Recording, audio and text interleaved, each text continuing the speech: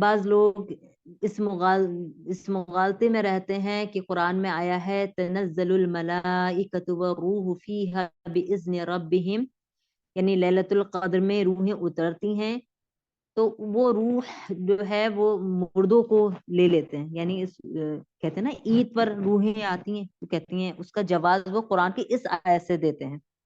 تو یہاں پر روح جو آیا ہے ملائکہ و روح آیا ہے، روح جو آتا ہے وہ جبرائیل امین کے لیے آیا ہے، کیونکہ قرآن کی ہم اپنی مرضی سے تفسیر نہیں کر سکتے، قرآن کی تفسیر خود قرآن نے بھی کی ہے اور حدیث مبارکہ سے بھی ہوتی ہے۔ تو قرآن میں روح جو ہے وہ جبرائیل علیہ السلام کے لیے استعمال ہوا ہے۔ اب آپ دیکھیں کہ خود قرآن پڑھنا کتنا ضروری ہے، ورنہ تو ہم کچھ کا کچھ سمجھ جاتے ہیں، کچھ کا کچھ کرنا شروع کر دیتے ہیں، اور کچھ کا کچھ لوگوں کو سمجھانا شروع کر دیتے ہیں۔ تو قرآن کا صحیح علم ہونا اس کے مطابق بہت ضروری ہے۔ اب ہم دیکھتے ہیں کہ نبی کریم صلی اللہ علیہ وسلم کی زندگی میں 23 مرتبہ یہ دن آیا، مگر آپ نے نہ تو کبھی اس دن چراغا کیا، نہ پٹاخے جلائے، نہ حلوہ پوری بنائی، نہ ہی اس قسم کی کوئی بھی جو تصورات ہمیں دیے کہ اس دن کو عید کے طور پر مناؤ، مردوں کی عید ہے۔ اس طرح کا کوئی قول اللہ کے نبی کی زندگی سے ثابت نہیں ہے، بلکہ اس رات کو چراغا کرنا، کینڈلز لگانا، یہ سب اسراف میں آتا ہے۔ قرآن ہمیں کیا حکم دیتا ہے کہ فضول خرچی کرنے والے شیطان کے بھائی ہیں۔ شب رات کو مردوں کی عید کا نام دے دینا یہ بھی بدعت ہے، اسے منانا بھی بدعت ہے۔ اسی طرح بہت سے لوگ عید میلاد النبی کو بھی ایک نئے نام سے ایک عید گھڑی اور اس عید کو منانا شروع کر دیا، اور اس دن کو مردوں کی عید کے نام سے منانا شروع کر دیا۔ کیا یہ زیادتی کی بات نہیں ہے کہ دین اضافی کیے جا رہے ہیں ہم؟ اگر ہم اب بھی نہیں رکے تو ہمارے آنے والے پوتا پوتی کسی اور ہی دین کو فالو کر رہے ہوں گے جو قرآن میں کہیں نہیں نظر آئے گا، بلکہ اب ہی ایسا دین ہم فالو کر رہے ہیں جس کی کوئی دلیل قرآن میں نہیں ملتی۔ ہم نے دیوالی کی طرح شابان کی عبادت کرنا شروع کر دی ہے۔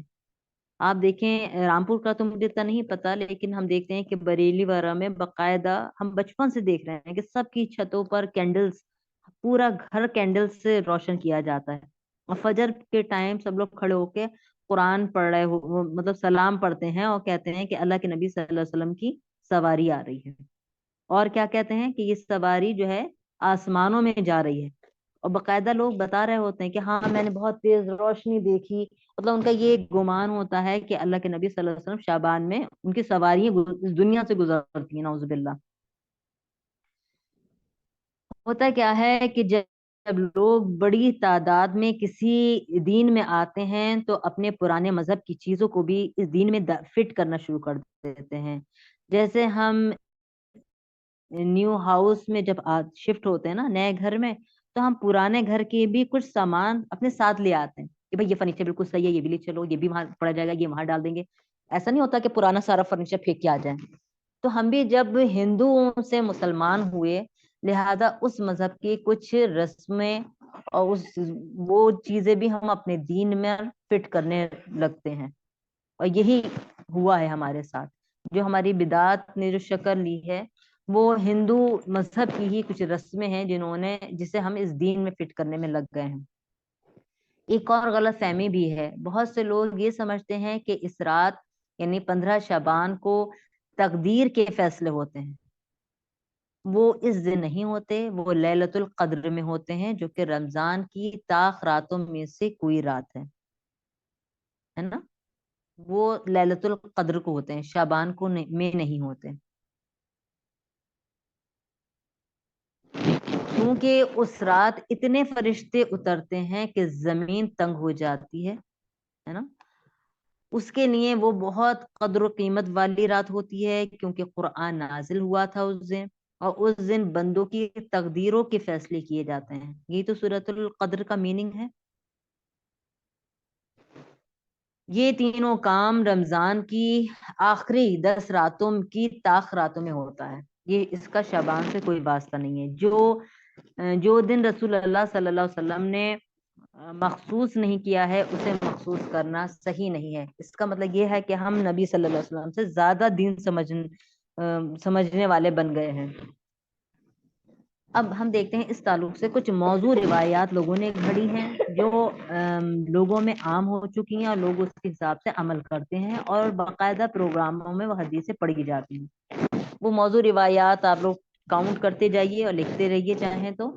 نبی کریم صلی اللہ علیہ وسلم کی طرف ایک حدیث منسوب کی گئی ہے کہ آپ صلی اللہ علیہ وسلم ایک روز بقی کے قبرستان گئے، آپ نے وہاں کے مردوں کے لیے دعائیں مغفرت کی۔ یہ صحیح روایت نہیں ہے، اس کے لیے وہ دلیل دیتے ہیں سورہ دخان کے آیت نمبر 3، 4، 5۔ کیا ہے؟ کون سی ہے سورہ دخان کی یہ آیتیں؟ اعوذ باللہ من الشیطان الرجیم، بسم اللہ الرحمن الرحیم، انا انزلناہ فی لیلۃ مبارکۃ انا کنا منذرین فیہا یفرق کل امر حکیم امرا من عندنا انا کنا مرسلین۔ یہ ہیں وہ 3 آیتیں، اور اس میں ارشاد کیا ہوا ہے کہ ہم نے اسے بہت برکت والی رات میں نازل کیا، کیونکہ ہم لوگوں کو متنبع کرنے کا ارادہ رکھتے تھے۔ یہ وہ رات تھی جس میں ہر معاملے کا حکیمانہ فیصلہ ہمارے حکم سے صادر کیا جاتا ہے۔ اکثر جلسوں میں یہ آیتیں پڑھی جاتی ہیں اور امت کو گمراہ کیا جاتا ہے کہ یہ رات شب برات کی یعنی شعبان کی 15ویں رات ہے۔ اچھا، لوگ اسے شب بارات بھی کہتے ہیں نا، میں اس لیے بار بار یہ ورڈ یوز کر رہی ہوں۔ تو بہت سے لوگوں نے یہ بھی مس گائیڈ کیا ہے کہ یہ 15 شعبان کی رات ہے، رات کے بارے میں۔ پھر اوپر کے جو موضوع روایات کوٹ کرتے ہیں، یہ جو میں نے ابھی آپ کو بتائی ہے کہ اس میں مغفرت کی جاتی، مردوں کے لیے مغفرت کی جاتی ہے، تو یہ جھوٹی روایت انہوں نے کوٹ کری ہے۔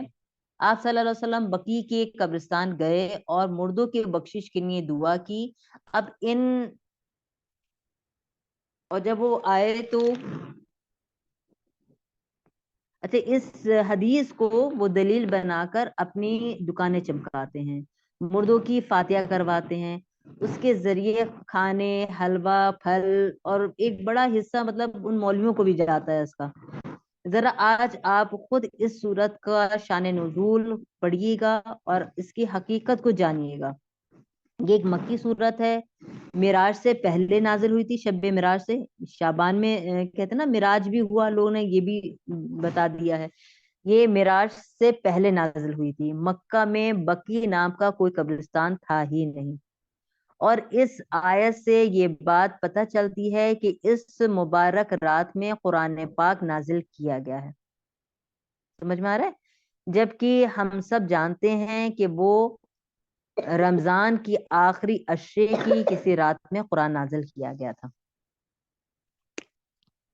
تو یہ جو دلیل، یہ پہلی حدیث کی دلیل ہے، یہ آپ کو پتہ چل گئی نا کہ یہ کیسے موضوع روایت گھڑی ہے کہ 15 شعبان کو اللہ کے نبی جو ہے وہ بقی قبرستان تشریف لے کے گئے، اور یہ پوری کوٹ کرا ہے، اور پھر یہ حدیث کے طور پر مطلب ریفرنس کے طور پر یہ قرآن کی آیت دلیل کے طور پر لے کے آئے ہیں۔ جبکہ یہ جو قرآنی آیات ہیں یہ مکی صورت ہے اور معراج سے پہلے نازل ہو چکی تھی، تو یہ پتہ چلتا ہے کہ یہ ان کی روایت بھی جھوٹی نکلی۔ پھر سورہ بقرہ میں ہے شہر رمضان الذی، پوری سورت جو آیت آئی ہے نا، رمضان وہ مہینہ ہے جس میں قرآن نازل ہوا، تو وہ رات شعبان میں کیسے آ سکتی ہے؟ وہ تو رمضان کی رات ہے، تو یہ چیز بھی پتہ چل گئی یہاں سے۔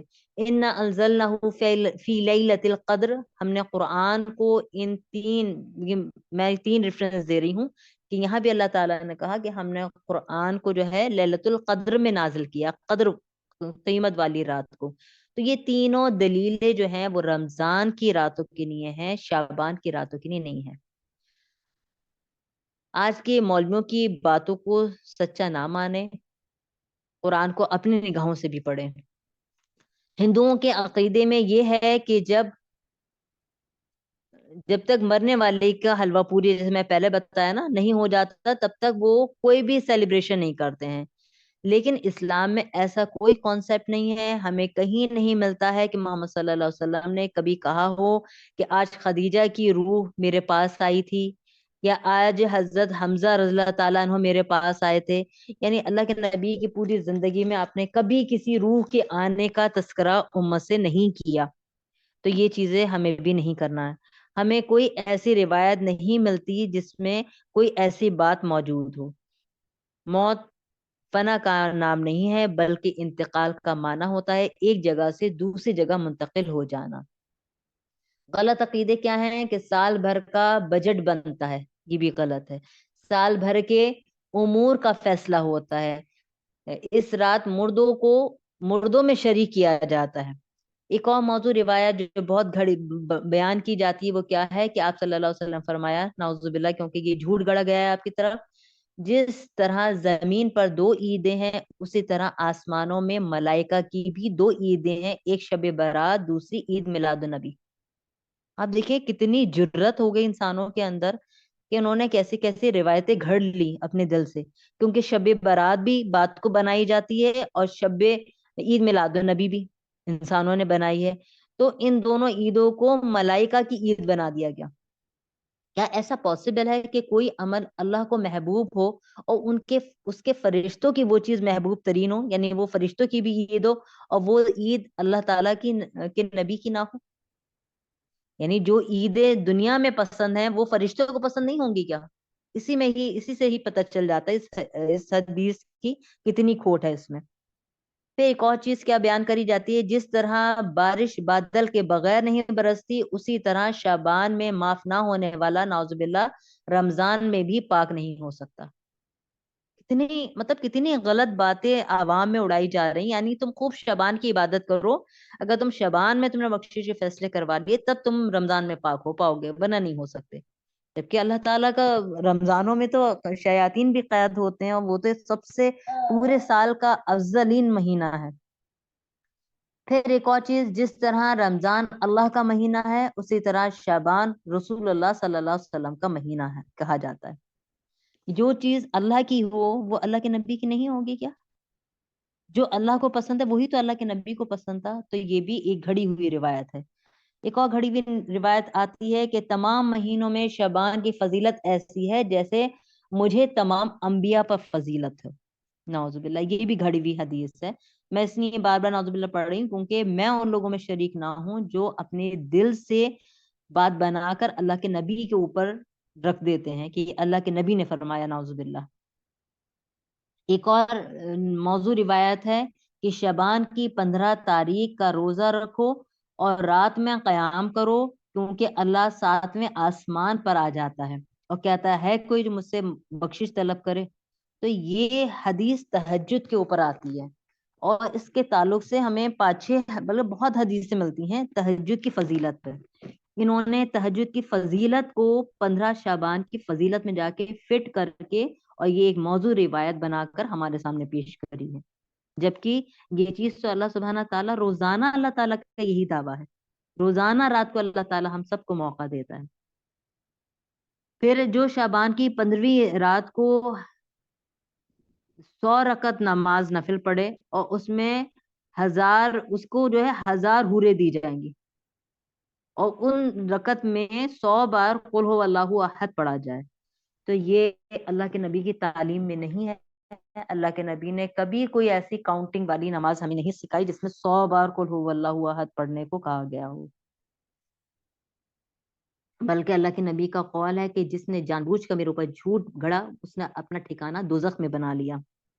پھر ایک اور کیا چیز مشہور ہے، جو 3 روزے رکھے اسے سارے گناہ معاف ہو جاتے ہیں، روزوں میں برکت ہوتی ہے، روزی میں برکت ہوتی ہے۔ یہ بھی ایک موضوع روایت ہے، گھڑی گئی ہے یہ چیز، بلکہ 3 دن کے روزے تو سنتی ہیں ہر چاند تاریخ کے، وہ خالی شعبان کے نہیں ہیں، وہ ہر چاند تاریخ کے لیے ہیں۔ اچھا، ہم نے ایک شروع میں ایک حدیث پڑھی تھی کہ قبرستان، بقی کی قبرستان کی، اس کی حقیقت کیا ہے کہ ایک روز رسول اللہ صلی اللہ علیہ وسلم رات کو اٹھے اور بقی کے قبرستان کو گئے، اور آپ نے اپنے سر کو آسمان کی طرف اٹھایا ہوا تھا۔ بی بی عائشہ فرماتی ہیں، یہ بی بی عائشہ سے مروی ہے، وہ یہ کہتی ہیں کہ ایک دن آپ اٹھے، بقی قبرستان گئے، آپ نے اپنے سر کو آسمان کی طرف اٹھایا ہوا تھا، مجھے دیکھا تو کہا کہ اے عائشہ، کیا تم اس بات سے ڈرتی ہو کہ میں اللہ اور اس کا رسول صلی اللہ علیہ وسلم تمہارے ساتھ ظلم کریں گے، یعنی تمہارے باری کسی اور کو دے دیں گے؟ تو عائشہ رضی اللہ تعالیٰ نے کہا کہ میں نے یہ سوچا کہ شاید آپ مجھے چھوڑ کر اپنی کسی اور بیوی کے پاس چلے گئے۔ تو آپ صلی اللہ علیہ وسلم نے فرمایا کہ اللہ سبحانہ تعالیٰ شعبان کی 15ویں رات کو آسمان دنیا پہ نزول فرماتے ہیں اور یہ ندا لگاتے ہیں کہ کون ہے جو مجھ سے گناہوں کی بخشش طلب کرے، میں اسے بخش دوں، کون ہے جو رزق طلب کرے، میں اسے رزق دے دوں۔ تو یہ پھر آپ نے فرمایا کہ اللہ سبحانہ تعالیٰ اس رات اربوں کے قبیلے قلب کی بکریوں کے بالوں کے برابر بھی گناہ کسی کے ہوں گے تو معاف کر دے گا۔ یہ روایت پوری بنائی گئی ہے، جبکہ اس میں صرف اتنا حصہ تھا کہ آپ نے کہا کیا میں تمہارے ساتھ خیانت کروں گا، بس اتنا، اور میں مطلب دبے پاؤں چل رہی تھی۔ یہ وہ روایت ہے جسے امام ترمذی میں سے وہ امام ترمذی فرماتے ہیں کہ میں نے اپنے استاد امام بخاری سے اس حدیث کے بارے میں پوچھا تو امام بخاری فرمانے لگے کہ ترمذی یہ حدیث تو ضعیف ہے۔ امام ترمذی نے اپنے استاد امام بخاری کو یہ پوری حدیث پڑھ کے سنائی جو میں نے ابھی آپ کو سنائی ہے، تو انہوں نے کہا کہ اے ترمذی یہ حدیث تو ضعیف ہے، ناقابل اعتماد ہے۔ اس حدیث کو بیان کرنے والوں میں ایک شخص ہے حجاج ابن ارقا، وہ اس حدیث کو بیان کرتا ہے یحییٰ عربی کثیر سے، جبکہ یحییٰ ابی کثیر اور حجاج ابن ارفا کی کبھی ملاقات نہیں ہوئی تھی۔ اب آپس میں ملاقات ہی جب نہیں ہوئی تو اس حدیث کو سننا اور اسے بیان کرنے کا موقع ملنا یہ کہاں سے پاسبل ہو سکتا ہے؟ کیسے اس نے یہ روایت کری؟ تو اسے بخاری نے موضوع قرار دیا، کیونکہ اس پوری، کیونکہ حدیث معاملہ کیا ہوتا ہے، اس میں سند آتی ہے کہ اس نے اس سے سنا، اس نے اس سے سنا، اس نے اس سے سنا، اور اس طرح سے حدیث آگے بڑھی ہے۔ تو یہاں یہ کہہ رہے ہیں کہ یہ جو حدیث بیان کرنے والا جو راوی ہے وہ یحییٰ ابی کثیر ہے، اور یہ کہتا ہے کہ میں نے سنا یحییٰ حجاج ابن ارقا سے، جبکہ ان دونوں کی پوری زندگی کی کبھی ملاقات نہیں ہوئی تھی۔ تو اس لیے یہ اس پر جو ہے اسے ضعیف میں ڈالا گیا ہے۔ اسے بنیاد بنا کر اس رات کی فضیلت ثابت کی جاتی ہے، جبکہ یہ روایت ضعیف ہے۔ موسیٰ اشعری سے روایت ہے کہ 15 شعبان کو اللہ سبحانہ تعالیٰ لوگوں کے سارے گناہ بخش دیتا ہے جو رات بھر عبادت کرتے ہیں۔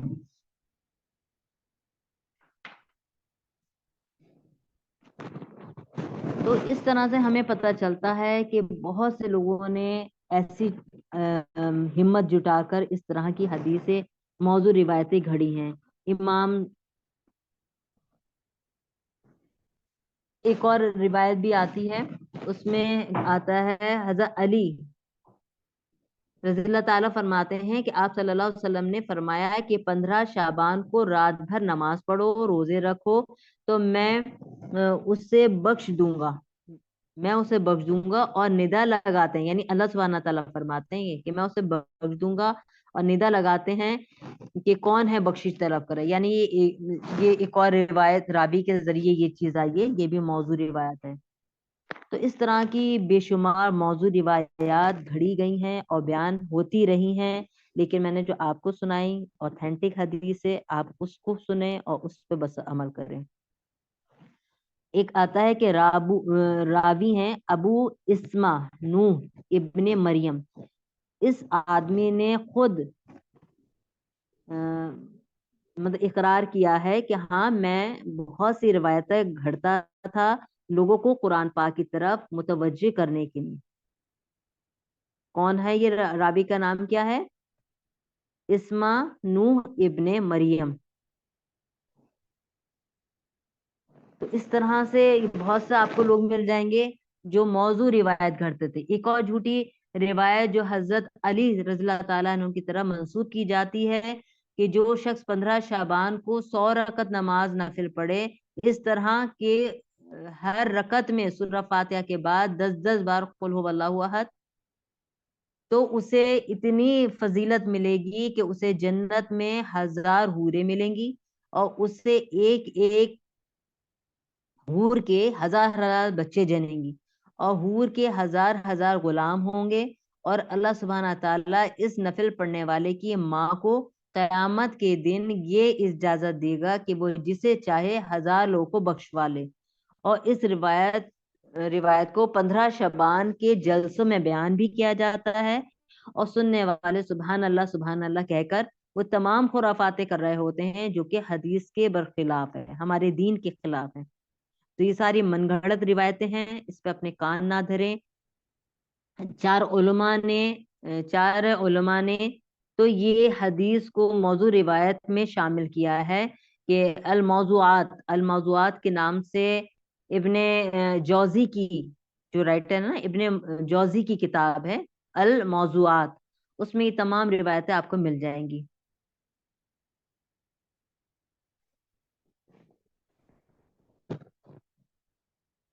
تو اللہ سبحانہ تعالیٰ سے دعا ہے کہ اللہ تعالیٰ ان تمام خرافات سے ہمیں اپنی پناہ میں رکھیں.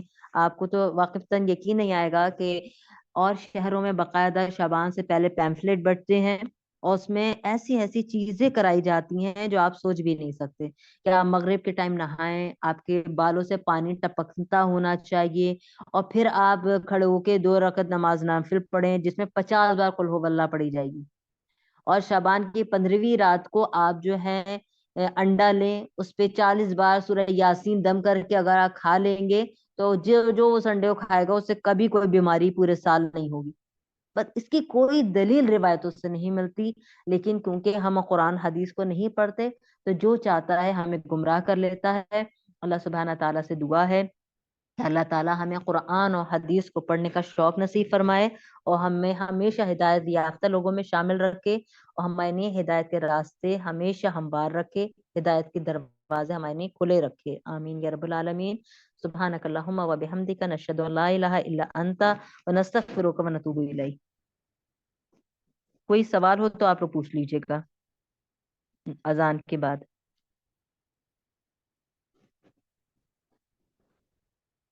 اگر آپ لوگوں کا کوئی سوال ہے تو آپ لوگ چیٹ باکس میں کر سکتے ہیں آج کے کلاس سے ریلیٹڈ.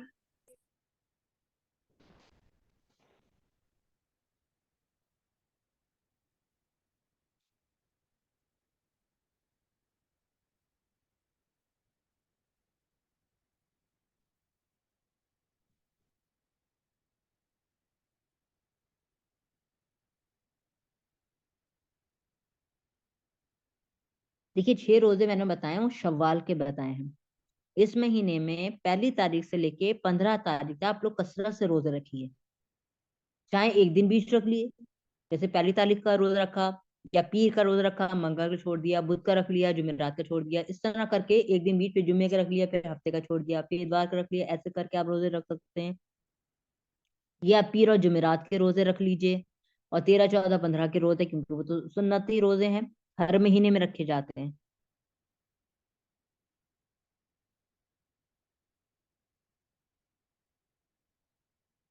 جی شوال رمضان کے بعد والا مہینہ کہلاتا ہے.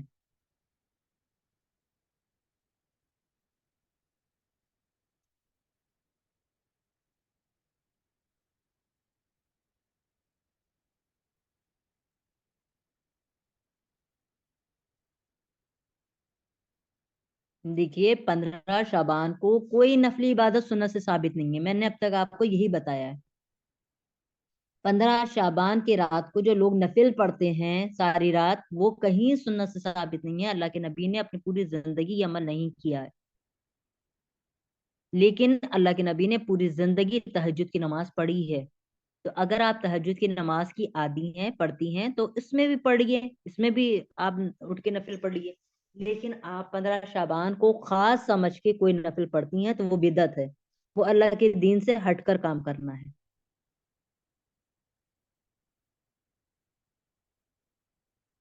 دیکھیے ہماری تقدیر تو ماں کے پیٹ میں ہی لکھ دی جاتی ہے، لیکن دعاؤں سے تقدیر بھی بدلتی نا، تو کچھ تقدیر کے فیصلے جو ہیں وہ لیلۃ القدر میں طے فرمائے جاتے ہیں۔ یہ بالکل ایسا ہے جیسے آپ نے ایک ایگزام چارٹ بنایا، اب آپ کو پتا ہے کہ ہر سال جو ہے اپریل میں ایگزام ہونا ہے یا مئی میں ایگزام ہونا ہے، لیکن پھر بھی ایگزاموں سے پہلے ایک چارٹر بنتا ہے نا کہ ہاں چلو اب اس دن اس چیز کا امتحان ہوگا، اس دن اس سبجیکٹ کا ہوگا، تو بس اللہ تعالیٰ نے تو تقدیر کے فیصلے فرما چکا ہے، لیکن وہ حکم صادر کیے جاتے ہیں کہ اس بندے کا اس سال کا رزق اتنا ہوگا، تو یہ چیزیں ہوتی ہیں لیلۃ القدر میں۔ جی لیلۃ القدر میں قرآن نازل ہوا تھا۔ مغفرت کی دعا اگر آپ کو لینی ہے تو ویّاک نستعین ایک اپلیکیشن ہے، اس میں مردوں کی مغفرت کی دعائیں دی ہوئی ہیں، ورنہ بہت آسان ہے، اللہم اغفر للمؤمنین والمؤمنات والمسلمین والمسلمات، بس۔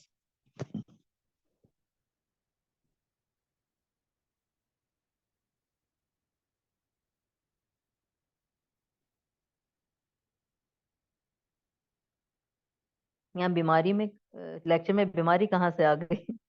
دیکھیے وہ ہے اسء اللہ العظیم رب العرش العظیم ان یشفیک، یہ بیماری کے لیے ایک بار بسم اللہ کر کے 7 بار یہ دعا پڑھی جاتی ہے۔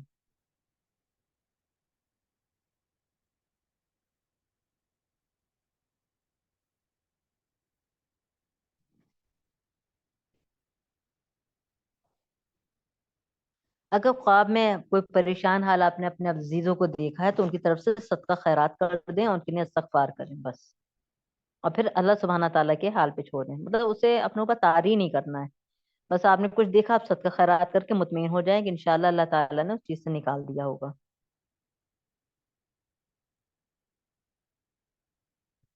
ٹھیک ہے، کبھی بھی کسی بھی خواب کو اپنے اوپر طاری مت کرا کریے، اور اکثر جو بری خوابیں ہوتی ہیں نا جو پتہ چلتی ہیں جس سے انسان خوف زدہ ہو جائے، اس خواب کا ذکر کرنے سے اللہ کے نبی نے منع فرمایا ہے، اس خواب کا ذکر نہ کرنا ہی اس خواب کو ختم کر دیتا ہے، ٹھیک ہے، کیونکہ وہ شیطان کی طرف سے، اور شیطان ہمیں ڈراتے ہی تو ہے، نا امید کرتا ہے اللہ کی طرف سے اور ڈراتا ہے۔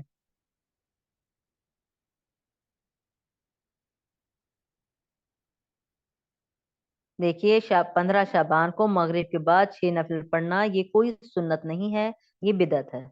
آپ 15 شعبان کو جو بھی خاص عبادت کریں گی وہ بدعت میں لکھا جائے گا، اور بدعتی کو حوض کوثر سے پانی نہیں پلایا جائے گا۔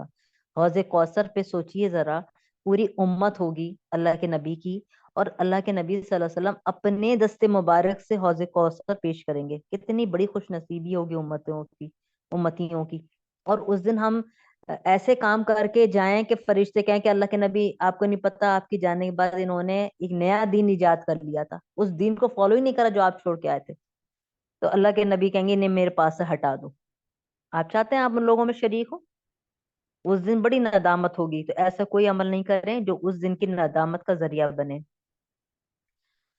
دیکھیے 6 رکعت اگر آپ پڑھتے ہیں مغرب بعد، اوابین جو ہے اسے بات کا نام دیا گیا ہے، لیکن اللہ کے نبی نے پڑھتے تھے مغرب بعد 6 نفل، لیکن اس کا کوئی نام نہیں تھا، اوابیل جسے اب دے دیا گیا ہے، تو اگر آپ پڑھتے ہیں آپ عادی ہیں تو پڑھ لیے، لیکن شعبان کی نیت سے نہیں پڑھیے گا۔ تو کوئی بھی اماؤنٹ آپ نکال کے کسی بھی غریب کی مشکل دور کر دیجئے، اور مسئلہ تو یہ ہے کہ نیکی وہ کری جائے جو مسلسل کی جائے، اس میں مطلب آپ نے کسی کے غریب کے گھر کا ایک آٹے کی ذمہ داری لے لی، ہر مہینے آپ اسے گھر میں آٹا پہنچا رہے ہیں، اور نیت کیا ہے کہ اللہ تعالیٰ اس کا ثواب میری مری ہوئی ماں کو دے دیجیے گا، تو یہ ان کے حق میں صدقہ جاریہ بن جائے گا۔ لیکن ایسا نہ ہو کہ ایک مہینے تو جس دن انتقال ہوا اس دن تو بڑے جوش میں تھے، راشن بھی پہنچا دیا، اور اگلے مہینے وہ بیچارے انتظار میں دروازے پہ اس کی آنکھیں لگی ہوئی ہیں کہ اب شاید یہ کچھ دیں اب کچھ دیں، اور پھر آپ کو کچھ یاد ہی نہیں ہے یا میری ماں بھی مر رہی ہے، تو یہ چیز نہیں ہو، چاہے تھوڑا سا کریں، دیکھیے ایک آٹے کا کٹا اتنا مہنگا نہیں ہے، تھوڑی سی نیکی کریں لیکن مسلسل کریں، جب تک آپ ہیں اس دنیا میں تب تک، جب تک کوشش ہے، جب تک کر سکتے ہیں بآسانی، تب تک تو کم سے کم کریں۔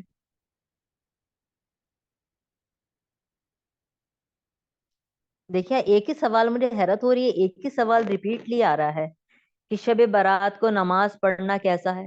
मेरे ख्याल से मुझे 10 मिनट तो हो गए, 30 में क्लास खत्म हुई थी, अब 40 होने वाले हैं, 7:40। और मैं 10 मिनट से ये बात बोल रही हूँ कि कोई नफली इबादत सुन्नत से साबित नहीं है। कोई शाबान की नियत से रोजा रखना कि 15 शाबान का खास रोजा रखना सुन्नत से साबित नहीं है। अगर आप 13, 14, 15 के रोजे अय्याम 20 की नियत से रख रहे हैं तो आपकी नियत जरूरी है रखें आप, वो बहुत फजीलत के रोजे हैं। बल्कि अल्लाह के नबी सल्लल्लाहु अलैहि वसल्लम ने पूरी जिंदगी 13, 14, 15 के रोजे नहीं छोड़े, हमेशा रखते थे आप। लेकिन खास शाबान का नहीं रखिए, 15 का खाली मत रखिए। लेकिन हाँ, अगर आपका कोई कज़ा रोजा था, आप कज़ा की अदायगी 15 को कर रहे हैं तो कोई बात नहीं, लेकिन उसे शाबान से मत जोड़िए कि 15 शाबान कोई खास है। क्योंकि लोगों का ये भी गुमान है ना कि 15 शाबान को अल्लाह के नबी को मिराज हुआ था, आपकी सवारी आसमानों में गई थी। ऐसा कुछ नहीं है। जो आपको मिराज हुआ था वो शव्वाल में भी उसकी आती है और रजब में भी दलील आती है। तो ये भी एक मिसकॉन्सेप्शन है, ये भी एक बनाई हुई बात है, ये भी एक बिदअत है कि आप 15 शाबान को आपको मिराज हुआ था, ये भी ऑथेंटिक नहीं है। ठीक है, लोग इसी मारे इस दिन को खास मनाते हैं ना, बकायदा 15 शाबान को कहते हैं आपकी सवारी गई थी, और दुनिया में आज भी लोग उनकी सवारी देख रहे हैं बकायदा। मैंने बहुत के मुंह से सुना था, सुन चुकी हूँ कि भाई मैंने इतनी तेज रोशनी देखी कि आसमान और जमीन रोशन हो गए और आप सल्लल्लाहु अलैहि वसल्लम की सवारी जा रही थी। तो हम जरा सोचें हम बोल क्या रहे हैं, ऐसे कैसे पॉसिबल है? भाई किसी ने अगर लैलतुल कद्र में ये रोशनी देखी है तब तो हम मान सकते हैं फरिश्तों का नुजूल होता है। तो हो सकता है हमारी इन आंखों को अल्लाह सुब्हान ताला कभी कभी गैबी चीजें दिखा देते हैं, तो किसी ने ये चीज देख ली हो तो अलग बात है। लेकिन 15 शाबान को आपकी सवारी निकलती है, इसकी कोई ऑथेंटिसिटी नहीं है।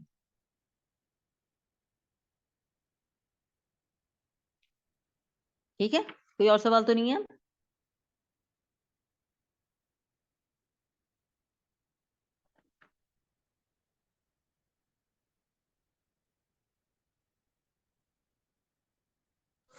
चलिए, जज़ाकिल्लाहु खैरन कसीरा। अल्हम्दुलिल्लाह आज के सेशन से हमें कितनी इम्पोर्टेंट हमारे लिए हमें तमाम चीज़ों के बारे में बताया कि जो आज हमारे माशरे का हिस्सा बने हुए हैं। तो अल्लाह ताला से दुआ है कि जो भी कुछ सुना है अल्लाह ताला उस पर हमें अमल करने वाला बनाए, आमीन। और जो कुछ यहाँ आपने सुना है इसको आगे भी शेयर कीजिए एक सदका जारिया के तौर पर, कि जो लोग यहाँ सुनने से रह गए उनको भी ये चीज़ उन तक पहुँच सके। और इंशाअल्लाह ताला ये जो हमारी आज की सेशन है इंशाअल्लाह ताला ये यूट्यूब पर अपलोड किया जाएगा, आप लोग वहाँ से इस सेशन को दोबारा भी देख सकते हैं। ठीक है, अस्सलामु अलैकुम वरहमतुल्लाहि वबरकातुहू। जज़ाकुमुल्लाहु खैरन कसीरा। सुब्हानल्लाहि व बिहम्दिही, सुब्हानकल्लाहुम्मा व बिहम्दिका, अशहदु अल्ला इलाहा इल्ला अंता, अस्तगफिरुका व अतूबु इलैक।